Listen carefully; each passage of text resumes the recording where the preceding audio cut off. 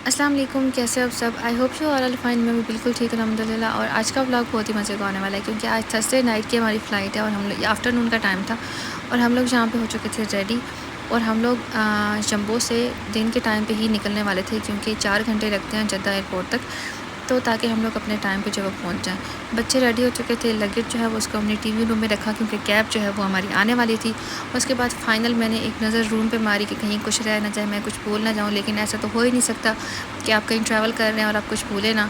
मुझे रास्ते में याद आया कि हम ये भी भूल गए, हम वो भी भूल गए, और सबसे इम्पोर्टेंट चीज़ हम लोग अपने मोबाइल फ़ोन्स जो जिनमें पाकिस्तान की सिम्स थी हम लोग वही भूल आए। खैर कैब हमारी आ गई थी। उसके बाद फाइनली हम लोग पहुँच गए थे जद्दा एयरपोर्ट। जद्दा एयरपोर्ट पे जैसे ही हम लोग उतरे और गर्मी की जो शदीद हवा हमें फ़ील हुई ना, क्योंकि हम लोग एकदम एसी में बैठे हुए थे और फिर एकदम धूप पे आ गए। मतलब उसने 5 से 10 मिनट में हमारा सत्यानाश कर दिया।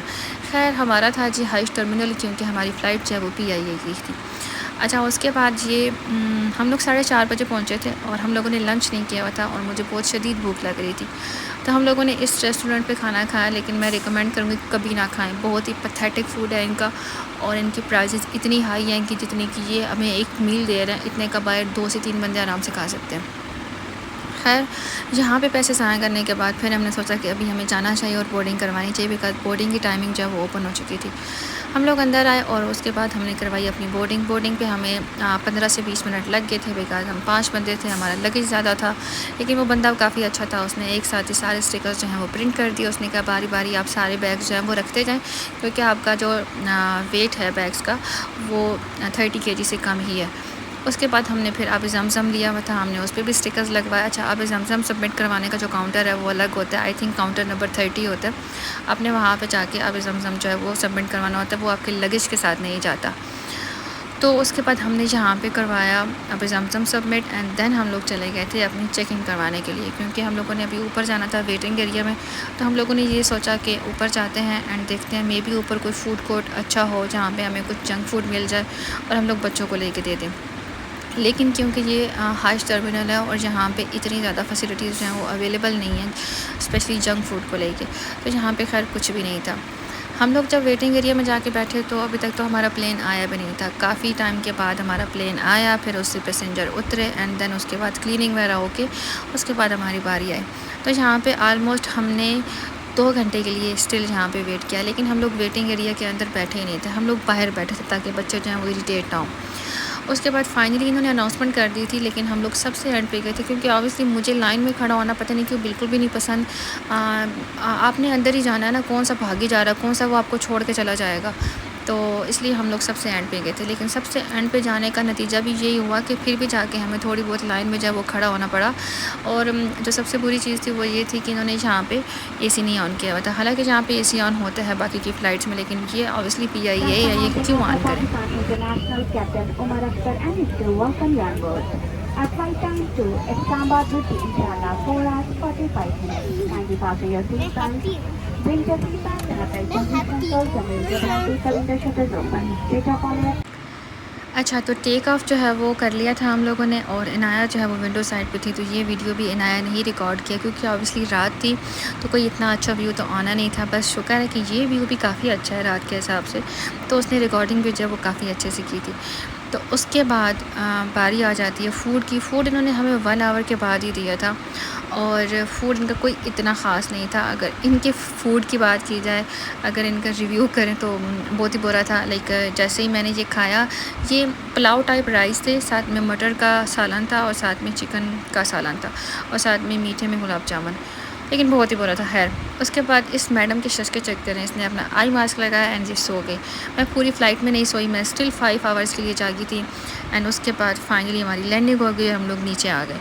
नीचे आने के बाद जब हमने देखा तो 2 फ़्लाइट्स और आई हुई थी और उसकी वजह से इतना रश था काउंटर्स पे, लेकिन जहाँ पे नज़र नहीं आ रहा, लेकिन काउंटर पे इंतहा का रश था। रश अभी आपको नज़र आ रहा, जहाँ पे आप देख सकते हैं कि ऑलरेडी कितना रश है नीचे।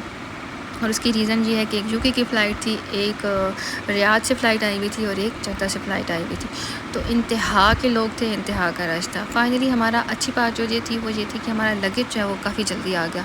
हमें 1 आवर तो फिर भी अंदर लग ही गया, क्योंकि लाइन में हमें काफ़ी टाइम लगा।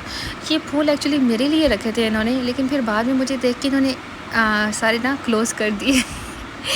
खैर जी, मैंने वैसे बोला। मेरे देवर जो हैं वो हमें पिक करने के लिए आए हुए थे।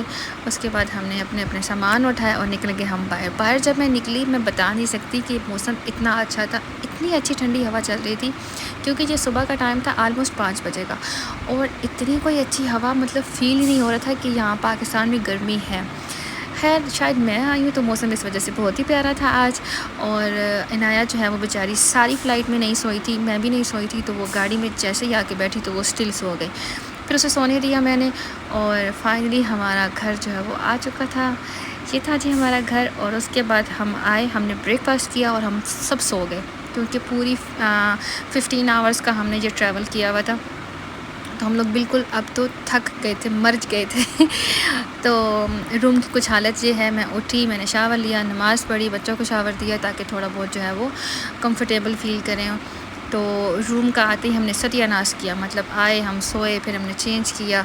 खैर मैंने कहा थोड़ा बहुत मैं आप लोगों को दिखा देती हूँ कि ये हमारा बेडरूम है। फिर शाम का टाइम था, तो अब मैं जा रही थी अपनी अम्मा को सरप्राइज़ देने के लिए, क्योंकि मैंने अपनी अम्मा को गलत टाइम बताया था कि हम लोग सैटरडे को आ रहे हैं, बट मैं आई थी फ्राइडे मॉर्निंग में।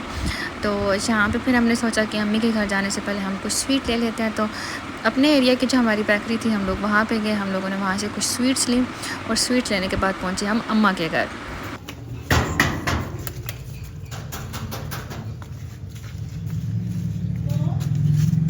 खोलो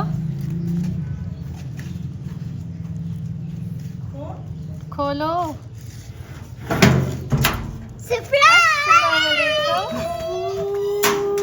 कितनी स्टूपिड हो कसम से।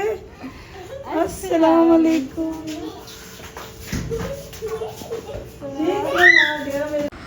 अम्मा को हमने दिया सरप्राइज़। अम्मा तो माने ही ना कि मैं आ गई हूँ, उनको लगे मैं ख्वाब देख रही हूँ। तो मैंने कहा नहीं है, हम हकीकत ही हैं। खैर उसके बाद अम्मा ने हमें खूब सारी चीज़ें खिलाई, और उसके बाद बिल्कुल मगरिब का टाइम हो चुका था, तो हम लोग घर वापस आए। और मेरे इन लॉज़ का जहाँ पे घर है उसके आसपास कुछ इस तरह से ये बड़े प्यारे प्यारे ना खेत थे, तो मैंने सोचा मैं थोड़ी रिकॉर्डिंग करती हूँ। और ये हमारे घर का कुछ बाहर से व्यू ऐसा था।